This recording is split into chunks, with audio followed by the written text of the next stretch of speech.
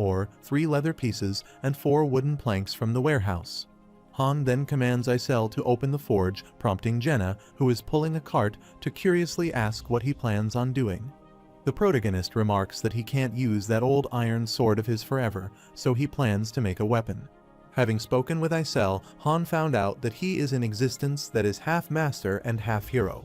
Considering this revelation, he realizes that if it is true, he may be able to invade territory, a capability typically reserved for masters.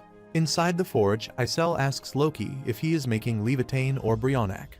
However, he can't do that because of insufficient facilities, resulting in 3 penalties being applied to him. Han then reveals that he will craft Ultra Hell, which startles the fairy, prompting her to ponder if he is crafting Ultra Hell, even though he has a tripe penalty. Ultra Hell is a mini-game that masters play, and most of the masters don't do this, but the rewards are enticing. He had a time limit of 3 minutes, and Han started the puzzle and confidently started making that shape. Isel becomes excited to see his speed and remarks that he has the hand of God, the legendary Thousand Hands. Han successfully makes a well-forged longsword, and Isel is excited to see that. The resulting product is a well-forged iron sword rank C. It is strong, light, and sharp, and the materials used were crude, but that was made up for by the skills used to craft it. The protagonist then replays the puzzle to craft weapons for his comrades. He forges a balanced short bow, a sharp long spear, and a solid steel shield. He then stretches his arms as he is tired and asks Isel if all these are C ranks, and he guesses he can't help it with these materials. When the fairy asks if he won't make more, Han remarks that anything beyond this will be too noticeable. He emphasizes that he doesn't want the master to get any useless misunderstandings. The next day, Han, Isel, and Eren are teleported to Floor 4, where the quest type is subjugation to wipe out all the enemies. Jenna is amazed by her new bow's elasticity, stating that it's off the charts, and asks, with such high quality, won't the people who show up later want to try to steal this? Han, ready to confront the monsters, assures her that if she uses the personal weapon option, that won't happen. Han believes that Master is too much for making the 3 of them attack, so he assigns Jenna to deal with harpies and Eren to protect Jenna. As the battle begins, while confronting the goblins, Han notices Eren and considers him a bastard as he becomes frightened. Eren makes useless moves, being frightened, prompting Jenna to smack his face hard, which causes his nose to bleed. She urges that he will die if he fails this time as well and asks if he is okay with that. Han then encourages him to stop freaking out, and Eren assures him that he will try, and after a long fight, with their collective efforts, they clear the stage. Eren levels up, but he contemplates he couldn't muster much of a performance anyway and wonders what will happen to him. The system notifies that Eren was registered under favorites, and Han remarks that it looks like he will live by seeing how Eren was put under their favorites. Eren yells out loud in relief that he is alive and has survived. Jenna remarks that following Underling 1, it seems Underling 2 has grown up well, prompting Han to ask what she means by Underling. Han then steps into the armory contemplating Underlings, and he considers that technically, his first Underling is Cirrus of Niflheim. Han reflects on the 5 members of Party 1. 6-star and level 99, with 5 divine weapons he crafted himself and plaster with several ultimate skills. Han anticipates meeting these 5 party members, Mutant Nidalk, Nahaku Geisterfeld, Riddigen, Unit Seed, and Cirrus, someday as he climbs the tower. He considers this an idle game, so the sub-master Cirrus will do fine on his own, with Unit available as a backup if needed. Han believes they both are intelligent and clear-minded, and he is beginning to wonder if they are artificial intelligence. However, now that he thinks about it, they aren't AI. On the other hand, inside the tower, Unit approaches Cirrus, asking if she is thinking of going, to which Cirrus remarks that Unit should know that they need to utilize every second they have. Unit asserts that she can't offer much of a send-off, asking Cirrus to take care of the investigation, while Cirrus asks that she also advises Unit to take care of the rest for her and entrust her with the Master's whereabouts. In the game, the Master upgrades the residence to level 2, and the hero capacity limit increases. The residence's auxiliary building cafeteria is complete, and heroes will receive high-quality meals. Additionally, the training grounds have become level 2, and the effectiveness of hero training has increased. Armory's 3 auxiliary buildings, the forge, woodshop, and refinement facility, have synthesized and become the equipment workshop with all that the town square advanced to level 2. All the upgraded buildings startle Jenna, who wonders what the Helheim happened here, while Eren wonders if the master is an archmage to achieve such feats. Han remarks that the master splurged a bit, and he had no choice since this is when it starts getting fun. Han contemplates that due to the heroes' varied responses and the exciting battles, Eren would have gotten the feeling rather than just data made up of 0s and 1s, they are real people, and he can't help but feel that since he is an actual human, and to put it briefly, as they clear the floors, the waiting room becomes better and better. When Isel shows Han gems and a pouch full of coins, Han remarks that Master Eren's activity time is relatively fixed and speculates that there is a good chance that the master is an office worker. Han adds that Eren seems to watch the attacks quite often, and he can afford to splurge occasionally. Isel retorts, suggesting that having someone who can afford the $65 new package is much better than having a penniless student as the master. Han considers Pick Me Up to be not like other games that award gems for clearing missions, and they have almost no events where they throw buckets of gems at you. Han grins, acknowledging that a pay-to-win player is appreciated since the number of free gems one can earn is limited. Han's attention is diverted to a notification that the master has started the 10x summoning. Soon, the summoning process begins, and Han approaches the chamber with his comrades to greet the new heroes. There are two methods of summoning. Summoning using gold, known as normal summoning, and summoning using gems, known as premium summoning. Naturally, summoning using premium in-game currency is much more effective. Shortly after, 10 individual heroes emerge out of the summoning chamber, wondering what the Helheim is happening and if there is anyone who knows what's going on. Suddenly, the protagonist brandishes his sword at one of the individuals, who tremblingly asks Han who he is. Han urges him to keep quiet, asserting that he doesn't intend to explain it to him right away, and emphasizes that he will only explain it to those bastards who survive on their own and have their shit together. Isel then urges everyone to focus and asks if any of them are carpenters, blacksmiths, or cooks, instructing those with relevant skills to step forward. This sudden turn of events bewilders them, and they ask her to explain what's happening, but she sternly urges them to shut up. Jenna curiously asks Han what Isel is doing, to which Han remarks that she is dividing up jobs as there are a lot of new facilities. He speculates that if the guys who died had been summoned now, they might have been able to be non-combatants, and reveals that the system within the waiting room would have directly changed. The master then forms a party of 4 from those newcomers, who are Zid, Hansen, John, and Teddy, and names them Party 2. Han reflects on the harsh reality that if one has no specialty, they have no choice but to push their body, and unskilled people don't even deserve to be fed scraps. As the fairy urges those party members to step inside the dungeon, Han considers that the master is finally starting to categorize the useful ones, and he is weeding out the freshly summoned 1-star by sending them into a dungeon. If they can't adapt, they will be weeded out. As the party 2 heads inside the dungeon, Han receives a notification that John has returned to the embrace of Goddess. Han informs Jenna that one has died, prompting her to remark that the guy could have lived if Han had given them a proper explanation, to which Han asserts that he doesn't need to waste an explanation on those that will perish on the lowest floor.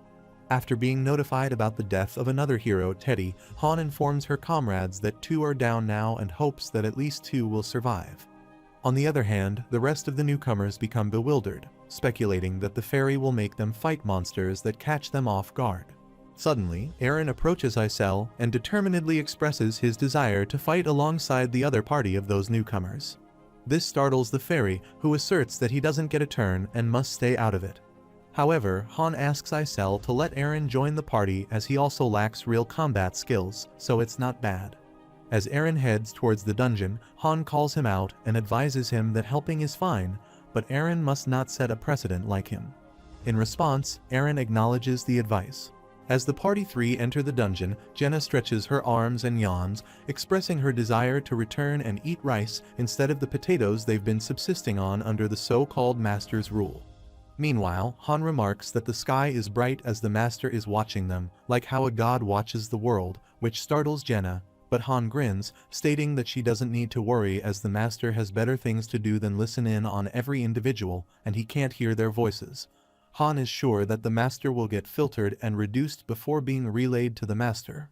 After a long battle, all members of Party 3 return, and when Han asks Eren how many goblins he killed, Eren remarks that 1 goblin, and Han appreciates Eren for understanding his advice. Han then leads them to the residence, saying they are finally liberated from potatoes. As they enter the residence, they find the facility got better, and Jenna wonders if they will get to eat expensive food from now on since there is a cafeteria. When Han remarks that as long as the master doesn't think they are useless, Jenna and Eren become excited that now they can eat beefsteaks and content with a turkey boss. Then Han playfully reminds them that they must not forget that they will be thrown away if they are useless. To their disappointment, the newcomer who claims to be a cook presents them with potatoes as their meal, anxiously explaining that there are seasonings but no ingredients other than potatoes. Han checks the attribute window of the so-called chef, Dolp, and realizes that despite claiming to be a chef, he lacks culinary skills. He wonders if anyone among the newcomers has the cooking skill. Turning to a lady named Chloe, who is among the newcomers, Han assigns her to be responsible for cooking from now on. Dolp, realizing that he will lose his position as chef, desperately pleads to wait, promising to make the food again. Han acknowledges Dolp's quick thinking but admonishes him for choosing such a blatant lie, warning that this will be the only time he lets it slide. Later, Chloe made a table full of dishes made of potatoes, which excited Jenna, who remarked that she didn't know potatoes could have such a variety of flavors.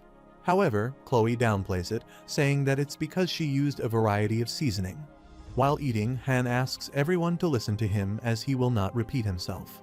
He adds that they can repeat what he will tell them to the next batch of newbies if they don't want to see people die while flailing around. After that, Jenna informs everyone that she also never fought until she came here, so she advises them all to work together.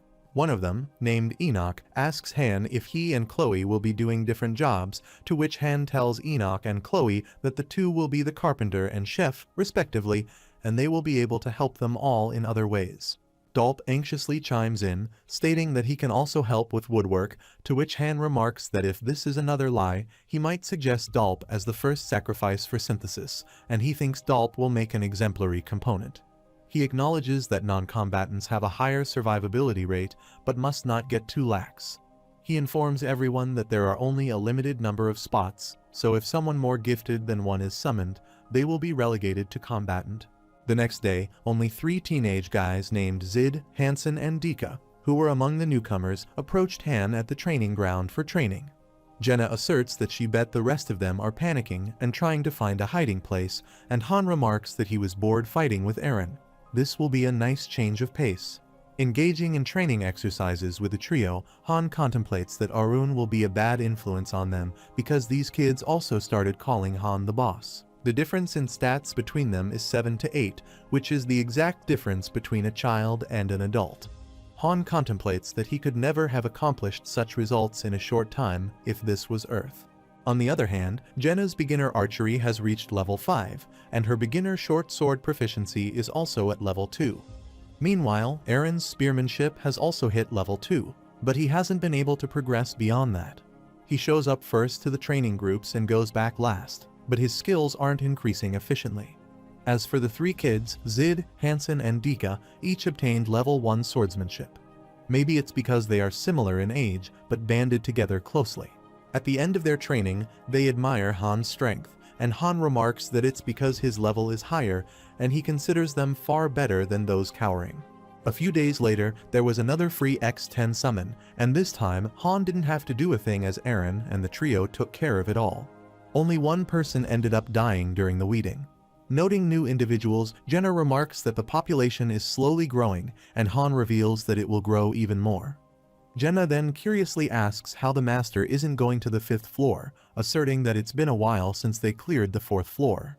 Han explains that the 5th floor presents a new level of difficulty, and the remaining party members haven't decided yet. Every 5 floors, the difficulty escalates, resembling a boss floor, and there's even a chance he might not survive the challenges ahead. Han wonders who knows how many will die. Even after all the wetting out and training, he doesn't see a reason to tell Jenna how devilish the difficulty will become later on.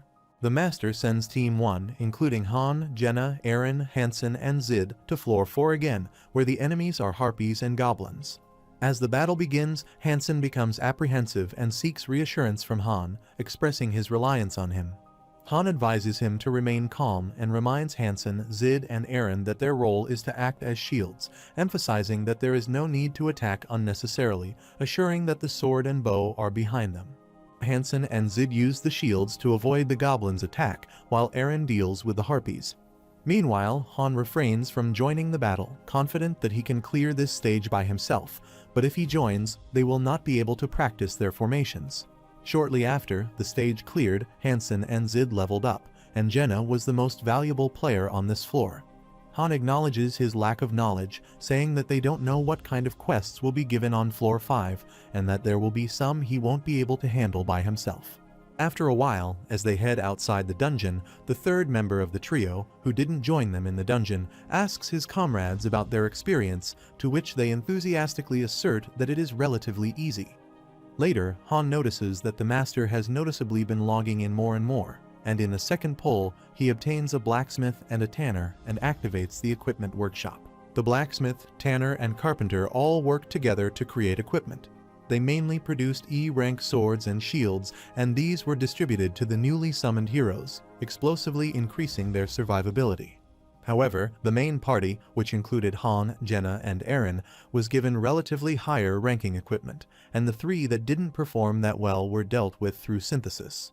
They were the ones who didn't even show themselves on the training grounds and tried to find an exit day in and day out. Among them was Dalp, who had lied about his class. After a few days, Han asks Isel if they will venture to the 5th floor today, to which the fairy remarks that it is probably.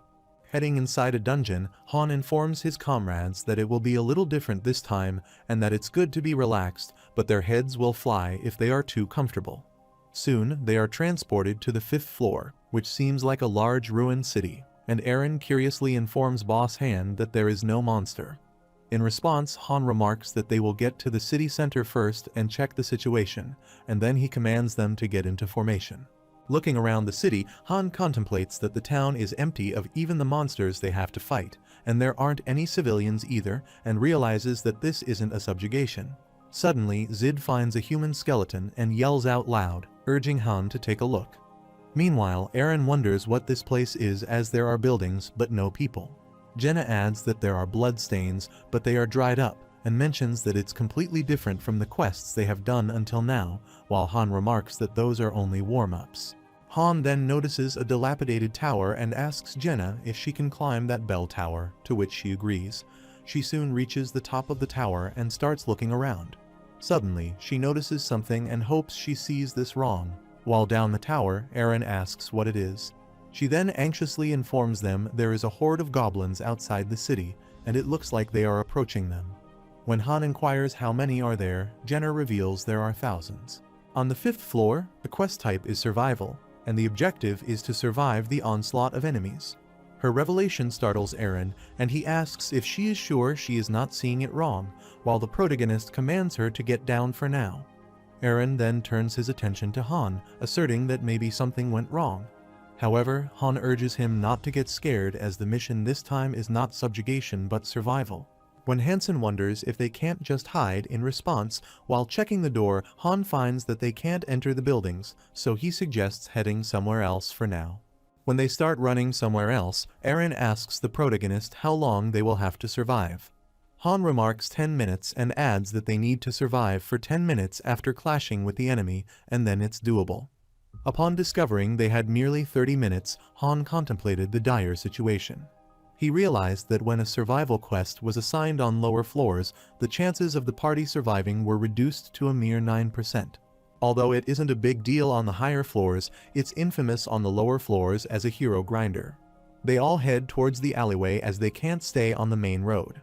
As they reach an alleyway, Hansen wonders if there is a better place, to which Han remarks that all the buildings have some damage to them, so they will have openings as well. But right now, they don't have time to look elsewhere and suggest holding out here.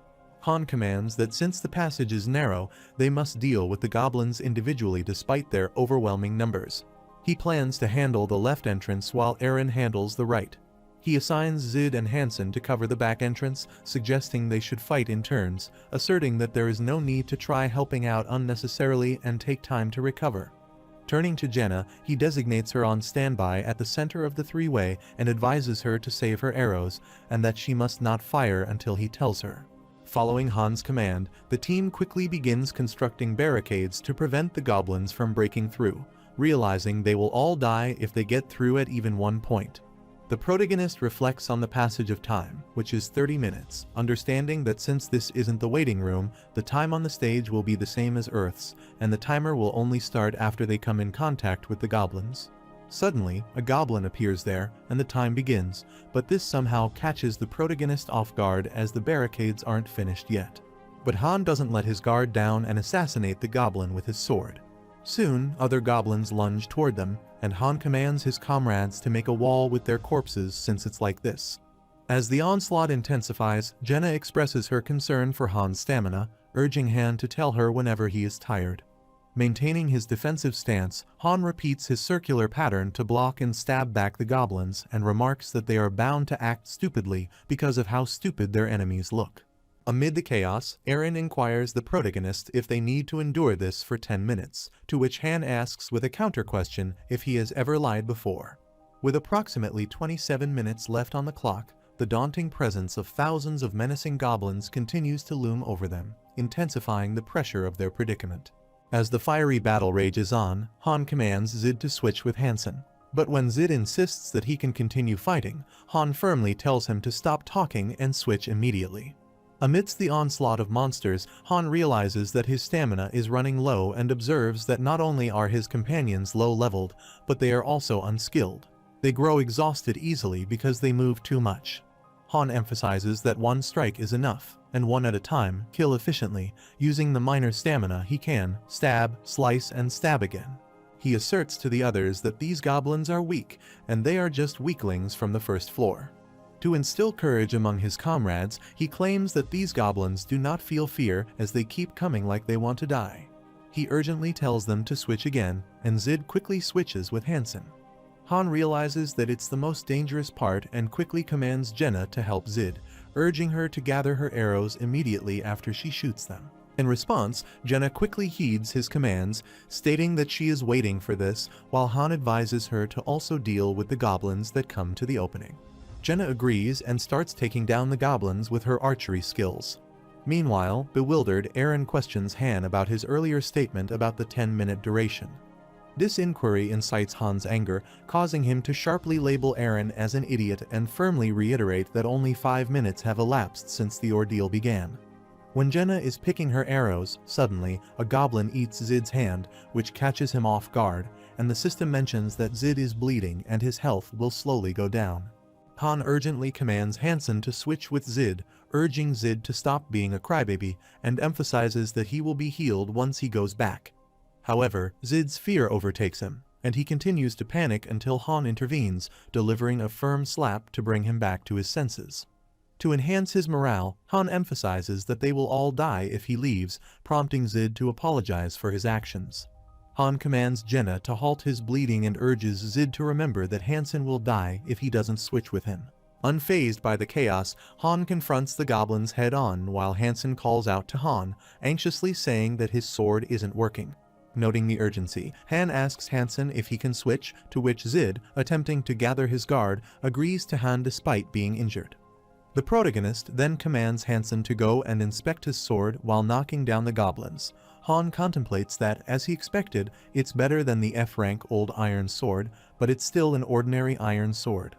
Han then suggests that even if it doesn't have a blade, Hansen can still hit the goblins with it if his sword isn't working, and fends off a goblin with his shield to demonstrate.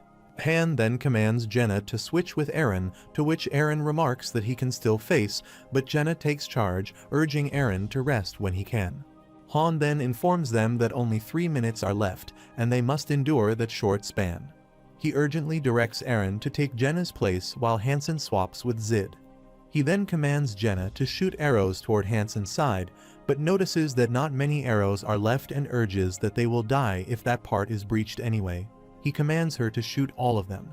As she takes charge, suddenly, a goblin monster attacks Zid and stabs his stomach, prompting him to bleed profusely and fall to the ground. Jenna kills that monster and approaches Zid, while the system mentions that Zid has fallen into a moribund state and his life is in danger.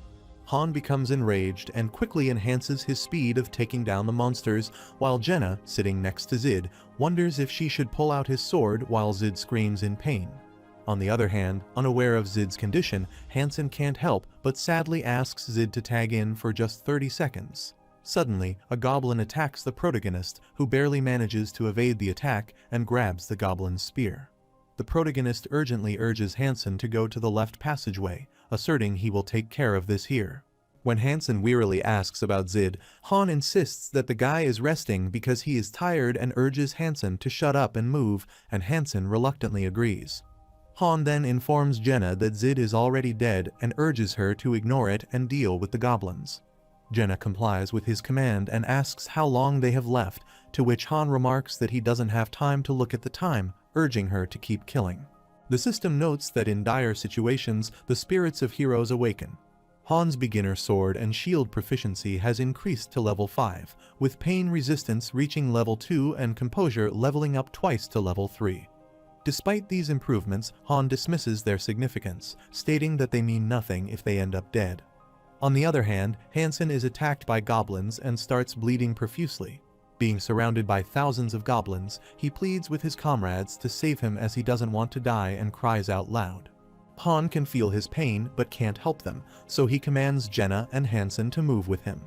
When Jenna expresses her concerns about Hansen and Zid, the protagonist urges that if she is going to mourn them, she should do it after she survives.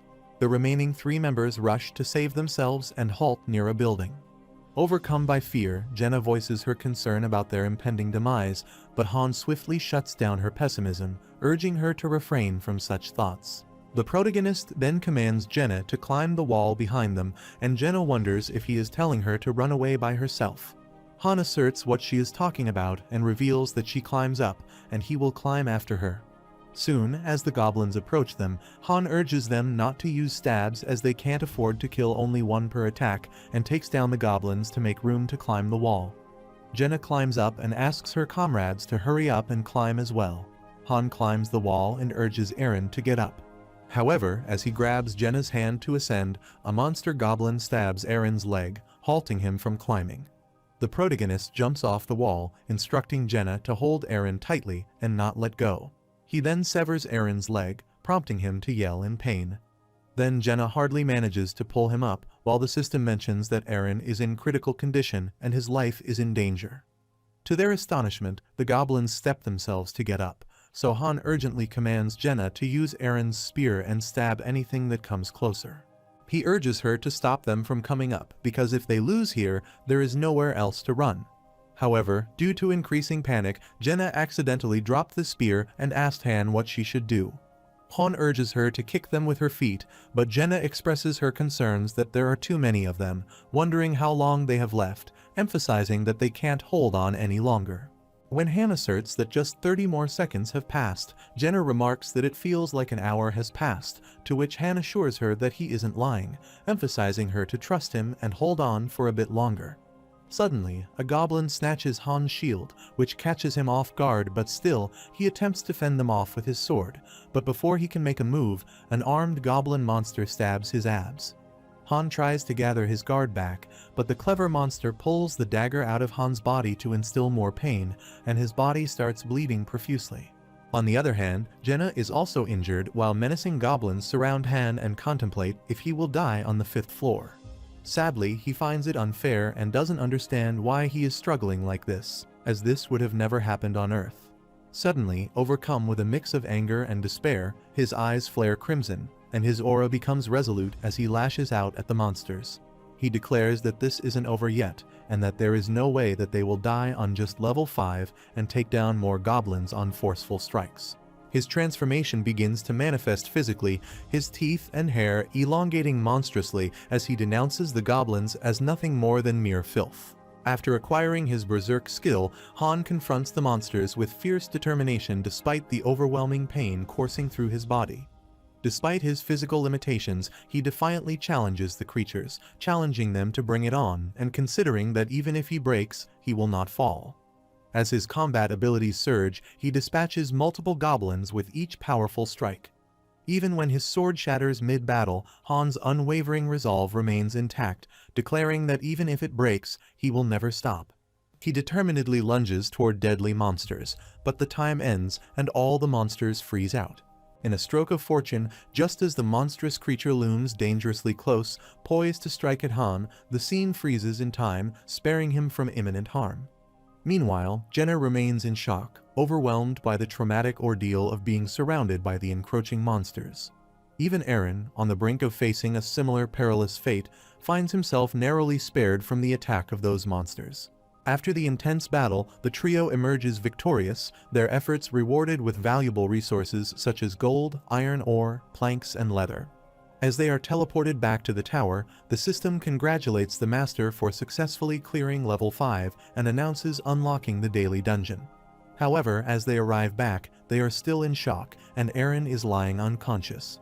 Overwhelmed with emotion, Jenna broke down in tears, pleading with Han to help her stand as she had no strength and couldn't get up. As Han grasps her hand, she asks whether they survived, to which the protagonist agrees, stating that seeing that the waiting room is going up, it seems like they cleared it.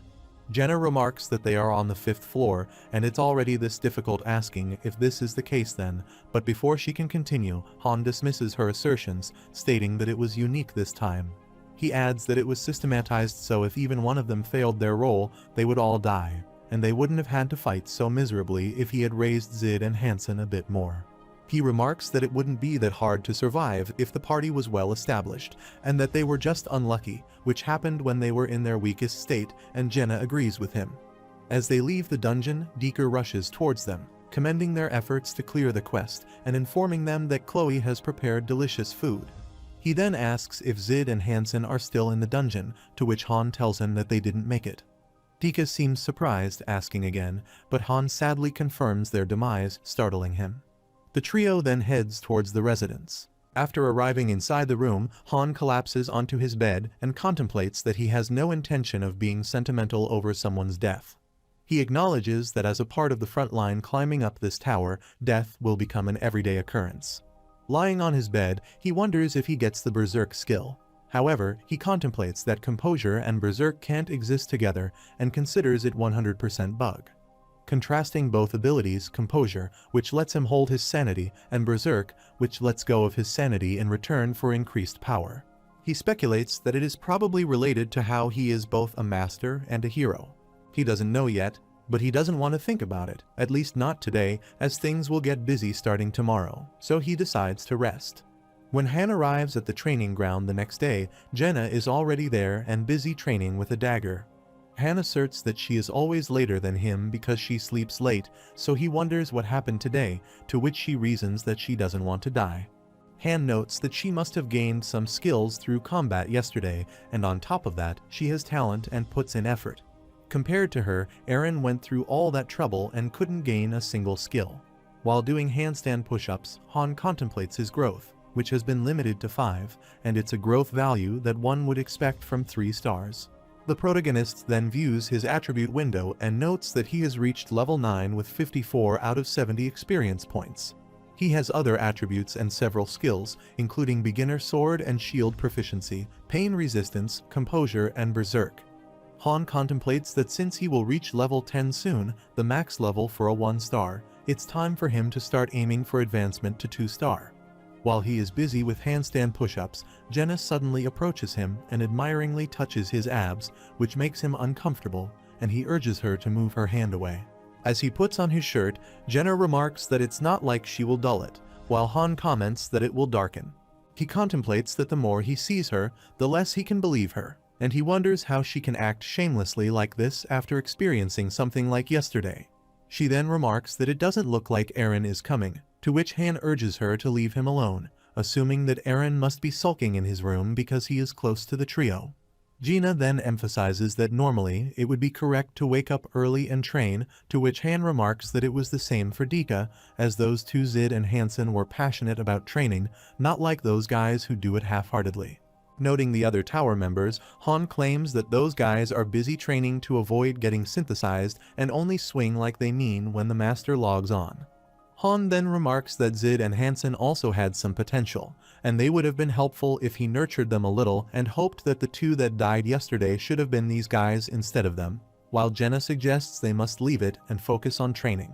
At that moment, Eren approached them on the training ground and apologized for being late. Noting his expressions, Han asks if he is a sinner, wondering what's with his expressions. Filled with despair, Eren laments that if he were a bit stronger, those 2 would not die. In response, Han bluntly asserts that they died because they were weak. That is all there is to it. It has already been a month since Han came to this world, and it was probably just over 10 days in Earth's time. With his observations during that time, he could understand Master Enneting's log in patterns. The time dilation between the waiting room and Earth is about a factor of 3. Master Enneting logged in thrice daily in the morning, noon, and afternoon.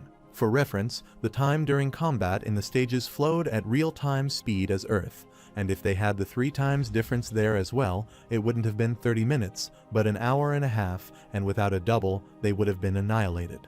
Isela appears, and with a blush emphasizes everyone to try to be just like Excellent Han, admiring that he has succeeded in a survival mission on the 5th floor using only trash, as expected of the Master of Masters.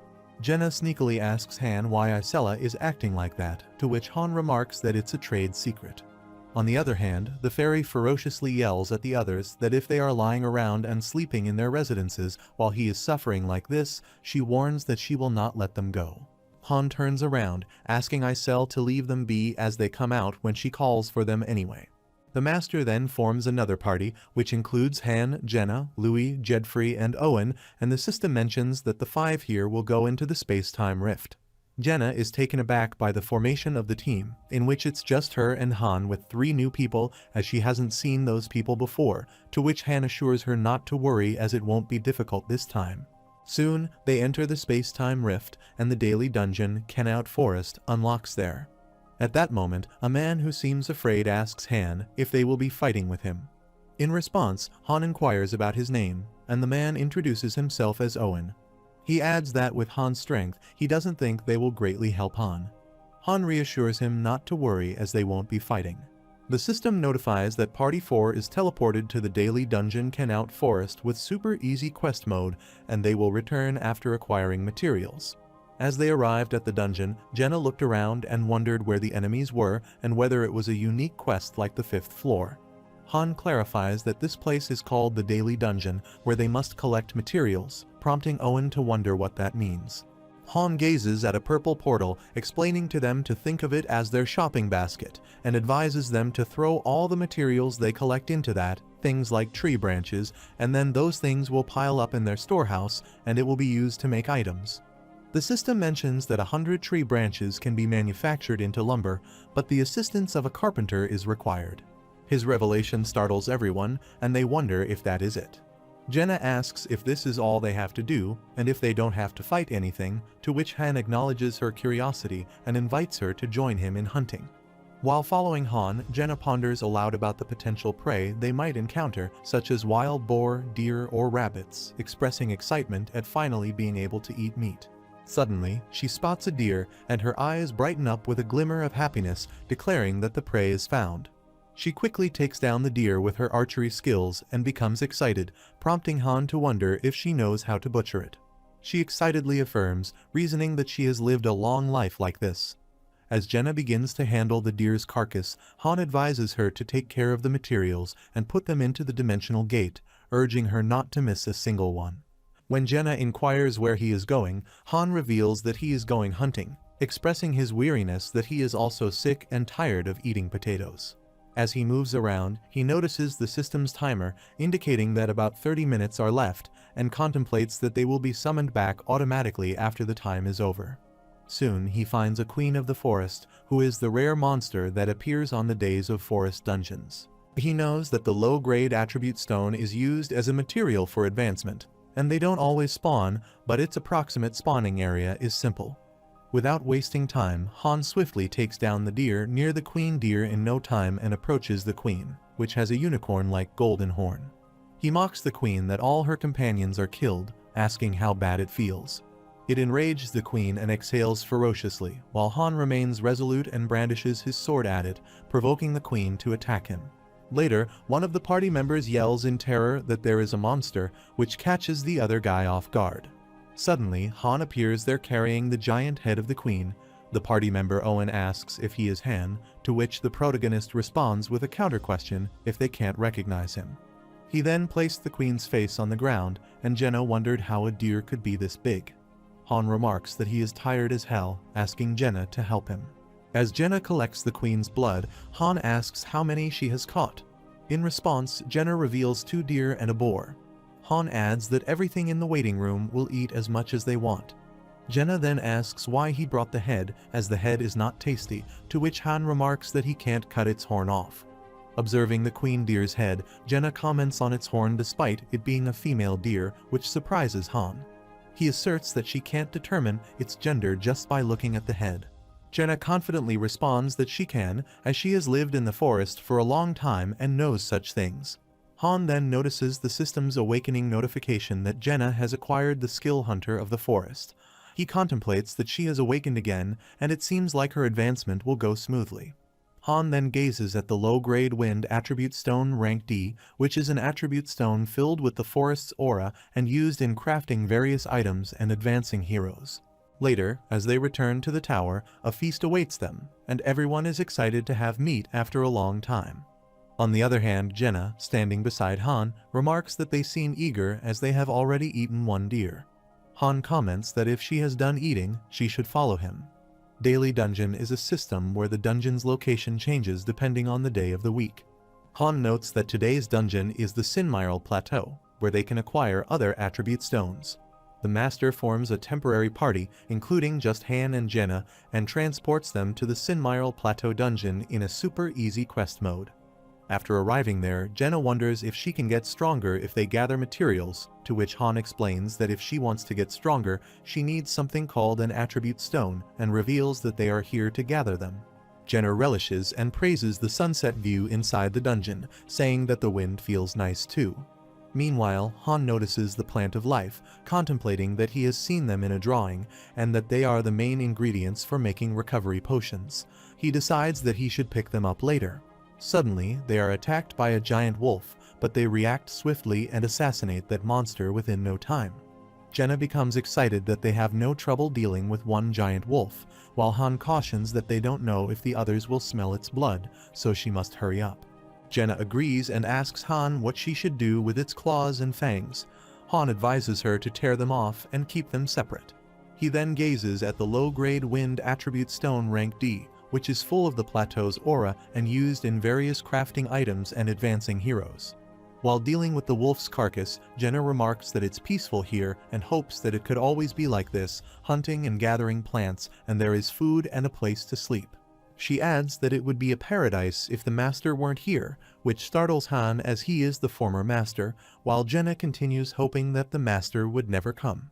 At that moment, Han wonders if the guys in Niflheim also think like that, thinking it would be better if the master didn't come. He then asks Jenna if she shares the sentiment, suggesting that fighting on the front line isn't the only option, especially since she doesn't need to worry about being synthesized. Jenna sadly ponders if he will give her another place, to which Han assures her that if the situation gets better, there is nothing he can't do. She then asks why he isn't going to other roles and refers to him as a boss, which startles Han, and then he giggles. A few days later, 4 members, including Han, Jenna, Eren, and Dika, are teleported to Floor 6, where the quest type is exploration, and the objective is to investigate the unknown location. Dika anxiously remarks that he looks forward to working with them. At the same time, Eren states that it seems like they are not doing a daily dungeon today and anxiously turns to Han, saying that he doesn't see any enemies and wondering if this could be the same as the 5th floor. Han urges him not to raise his voice and commands everyone to keep their head down and stay low. Following his command, they all crouch on the floor, but Han wearily remarks that he instructed them to stay low, not to lie down. Han notices that it seems clear here, and they will clear this successfully if they fulfill the conditions. They spot 3 level 8 goblins, and Eren wonders if they must kill them. In response, Han advises them to hold on, emphasizing that goblins have blowhorns, which means they have allies to call for help. Gina climbs a tree for a better vantage point and informs her comrades that there seems to be a goblin village. She then jumps off the tree, stating that about 100 goblins are there. Recognizing the potential danger of falling into a trap, Han realizes that those goblins will ambush them if they engage in a battle without proper recon. Han formulates a plan, commands Jenna to shoot the goblin on the right, and instructs Eren to throw his spear at the goblin he lures in. He then turns to Dika and advises him to help them if anything happens to them. After that, Jenna shoots an arrow, and Eren sneakily leaps and pierces the other goblin's head with the help of his spear.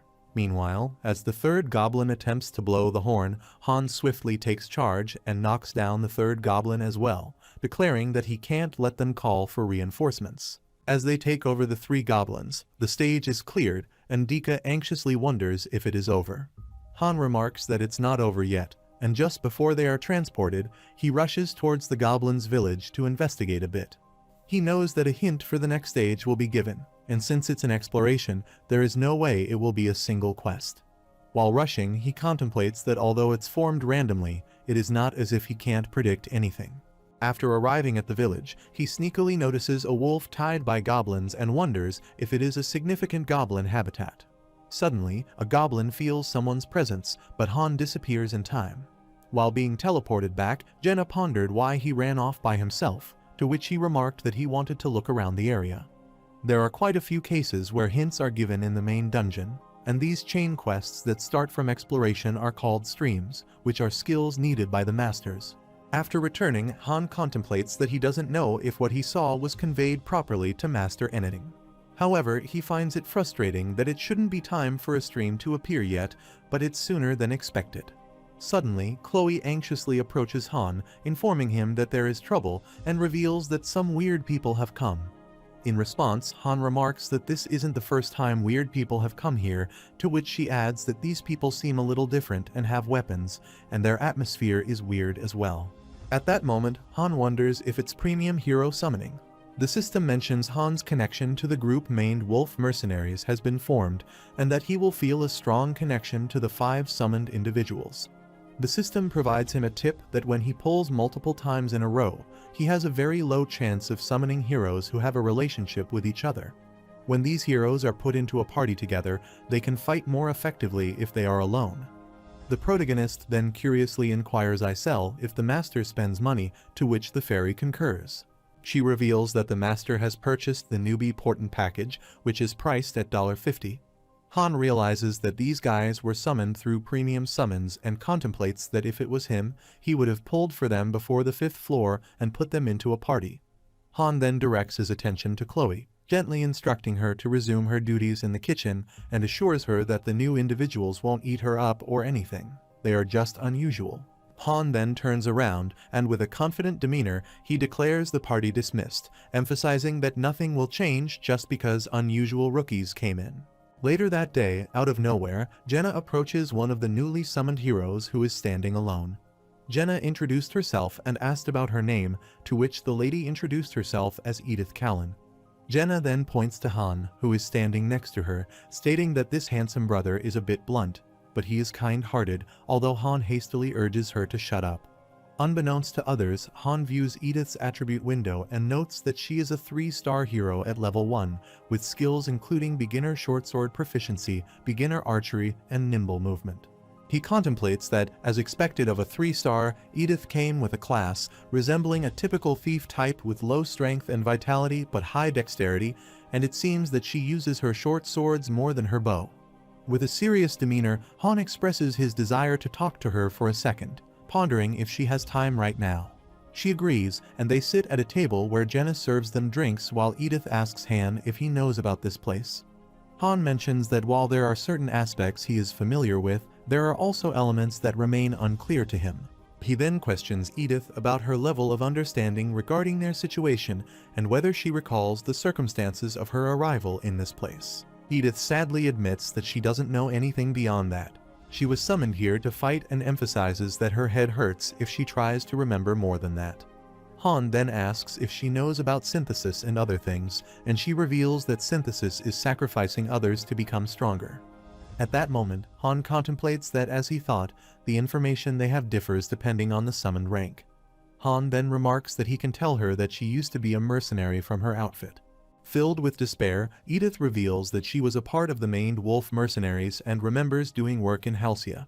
However, after waking up, she was here.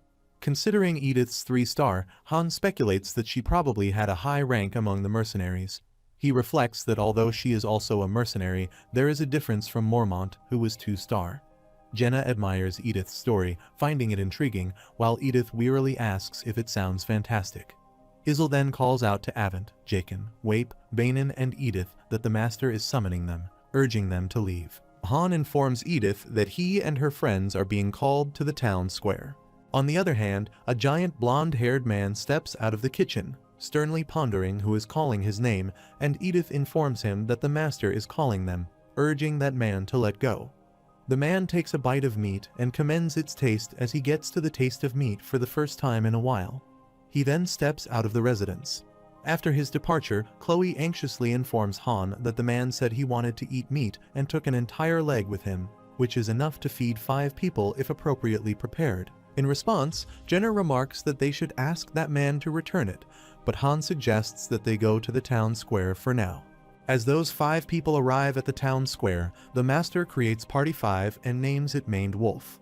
This party includes all 3 star heroes like Avent, Jaken, Wape, Bainin, and Edith.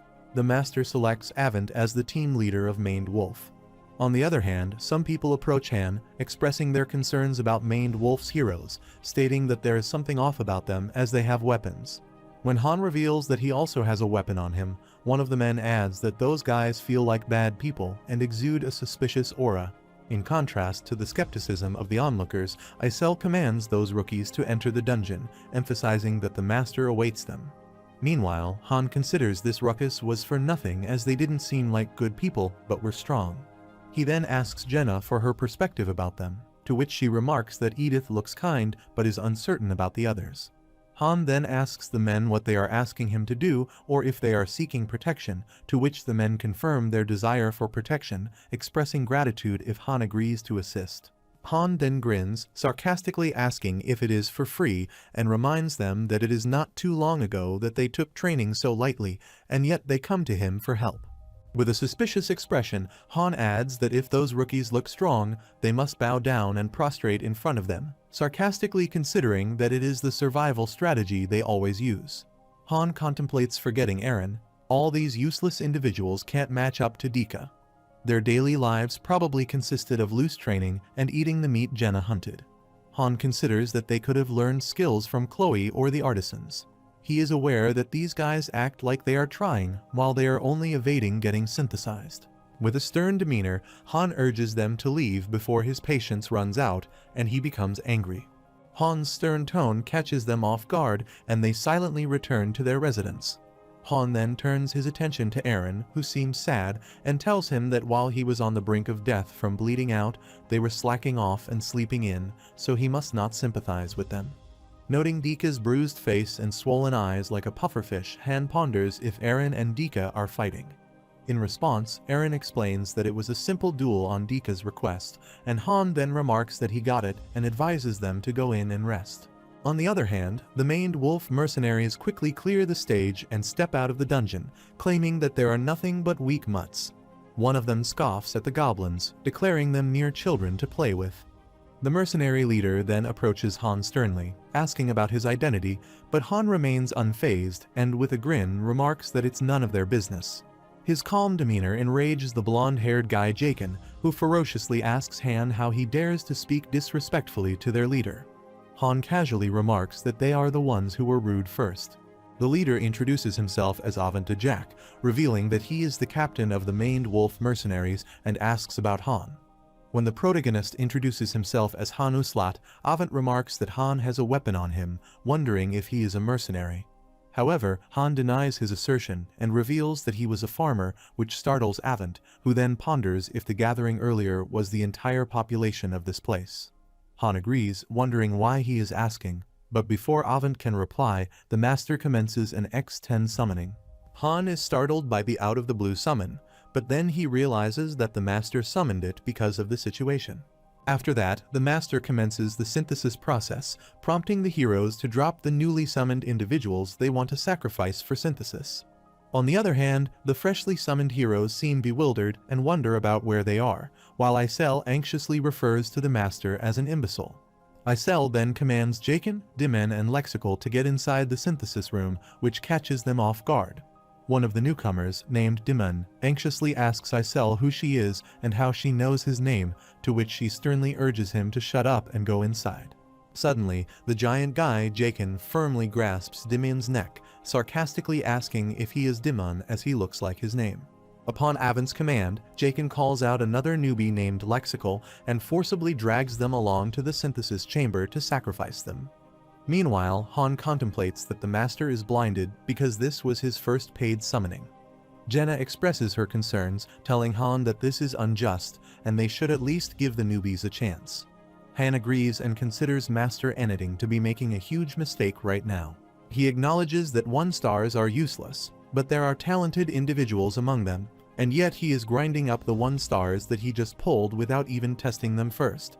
Shortly after, the giant guy Jaken, with a newfound aura, steps out of the synthesis chamber, chuckling that he can feel the power up and boasting about his increased level. Later, Isel calls out the names of 2 other newbies named Soriel and Danil, which catches them off guard, and they beg to spare them. Meanwhile, other newcomers scramble to save themselves, but Avon swiftly commands his underlings to stop the 1-stars from escaping. They quickly act upon his command while Edith remains still, which catches the attention of Adith, who sternly urges what she is doing and reminds her of her allegiance to the maned wolf. Meanwhile, Han commands Isel to tip the master that even if someone is a 1-star, it's a waste not to try them out. Acting on Han's instruction, Isel suggests to the master that it would be prudent not to hastily judge 1-stars without first assessing their capabilities. She proposes that rather than immediately resorting to synthesis,